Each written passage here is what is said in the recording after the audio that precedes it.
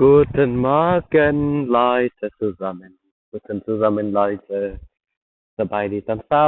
นี่ทางเยอรมันอากาศหนาวแห้งมื้อนี้เป็นมื้อวันจันทร์อืมออกย่างไปลิ้นแถวอิหยังเขาเอิ้นเนาะป่าสงวนมันเป็นป่าสงวนอืม บรรยากาศยามเช้ามีเสียงนกเสียงกาฮ้องเห็นนกกำลังบินโอ้มีความสุขมีแสงแดดก็ปานว่าได้รางวัลใหญ่เข้ามาในชีวิต เพราะว่าแสงแดดมันจะมีน้อยอากาศก็หนาวมื้อใดมีแดดก็เห็นนกโนปูปลานกมันออกหากินมันบินสบายคือแบบมันมีความสุขมันได้มีแสงแดดมันได้แสงแดดจากดวงอาทิตย์มื้อใดที่อากาศนี่อึมครึมเต็มไปด้วยหิมะอากาศเมฆปกคลุมนี่นกสัตว์ก็บ่จะออกมันก็อยู่แต่ในรังของมันมันก็คือเรานั่นแหละ ขนาดข้อยนี่ข้อยก็สิเป็นโรคซึมเศร้าจักมื้อใดนี่บ่มีแดดนี่ข้อยน่ะขี้คร้านออกไปข้างนอกมันหนาวมันเบื่อเนาะบ่มีแดดอืมบ่มักอากาศแบบนี้มักอากาศบ้านเราอืมลาวเราไทยลาวเราอืม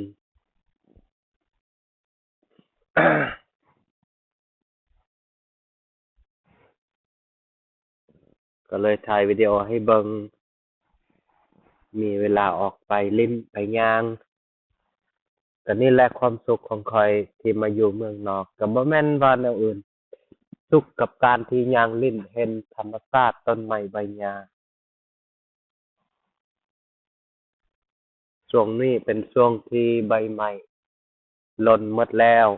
จักหน่อยมันก็สิโปร่งแหละถ้าฮอดยามมันโปร่งในวิถีมะ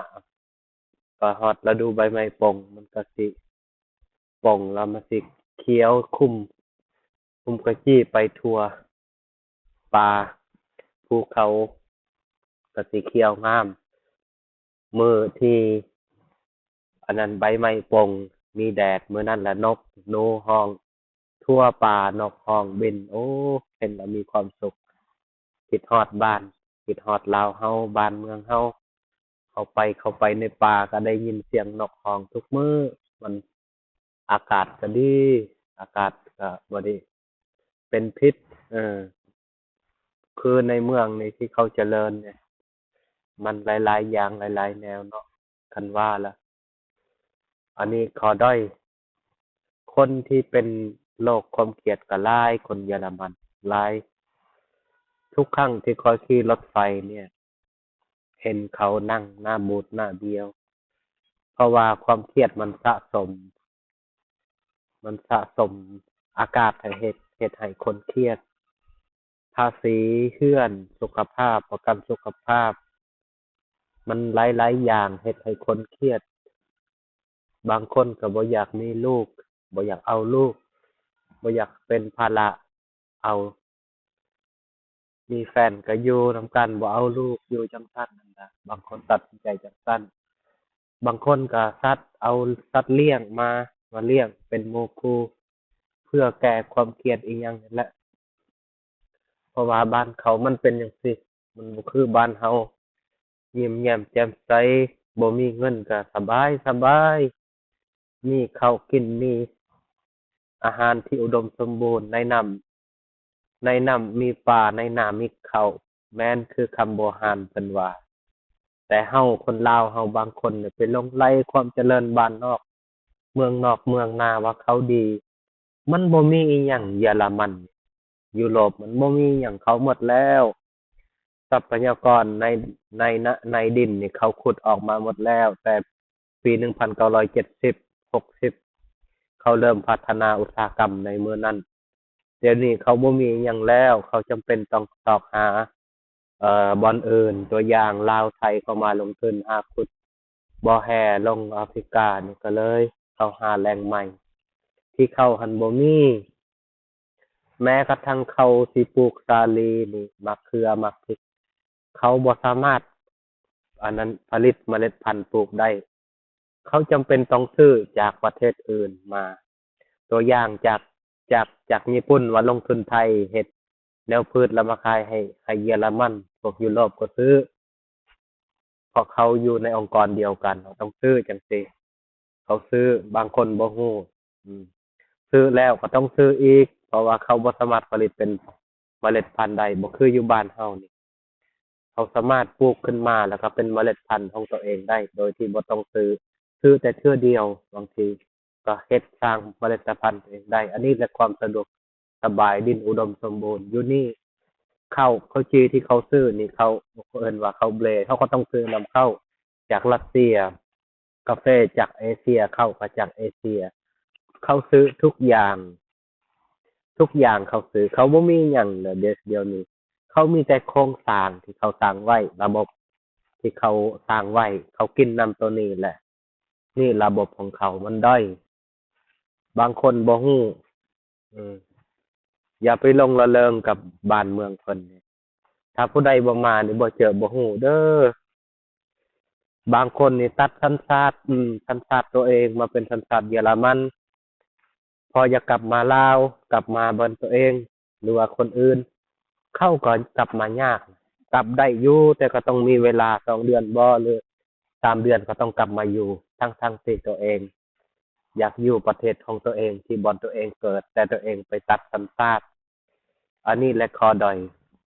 บางคนคิดว่าการที่ได้สัญชาติเยอรมันคืออันเบอร์หนึ่งตัวเองมีศักดิ์ศรีมันบ่แม่นข้อยบ่เข้าไผออกไผนี่ข้อยนี่จะบ่ขอตัดสัญชาติข้อยดีใจที่สุดที่เกิดเป็นคนลาวที่เกิดในดินแดนลาวได้มีภาษาวัฒนธรรมได้มีที่ดินปลูกเขาปลูกผักโดยที่บ่ต้องนั้นอเสียภาษีบ่ผิดกฎหมายอยากปลูกหยังก็ได้ขอแต่อย่าปลูกฝิ่นอิหยังที่ผิดกฎหมายอยู่นี่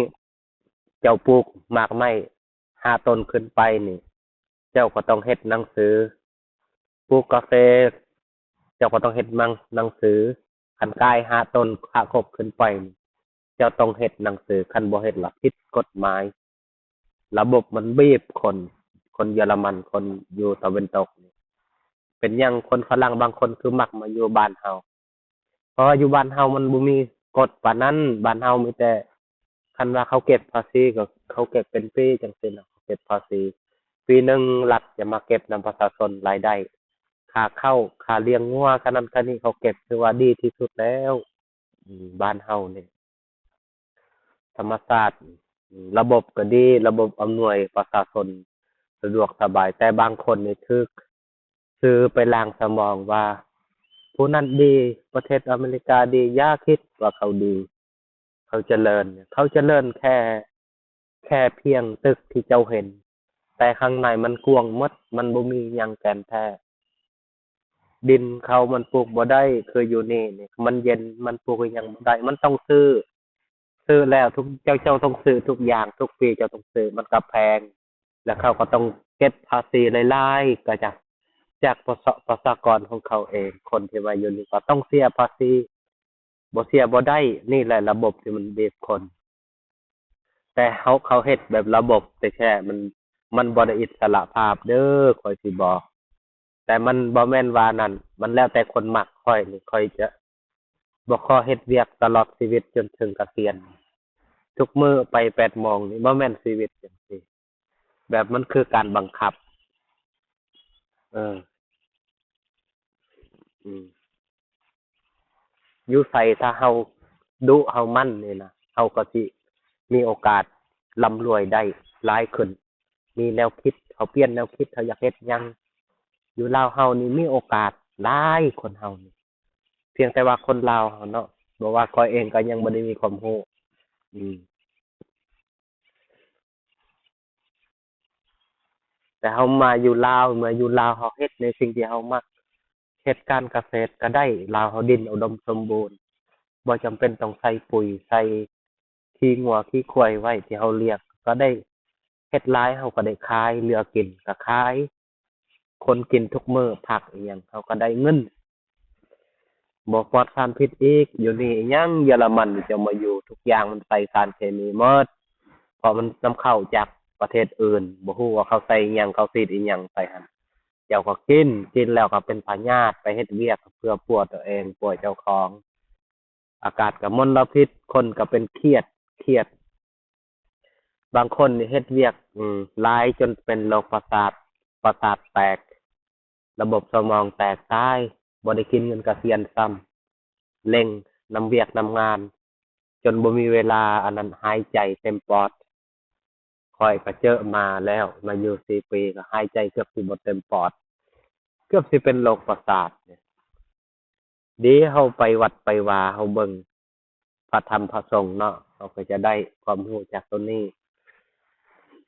ทั้งที่เฮาบ่เคยเร่งรีบกับชีวิตจังซี่อยู่นี่จะต้องเร่งรีบอืมมันบ่แม่นชีวิตมันคือแบบ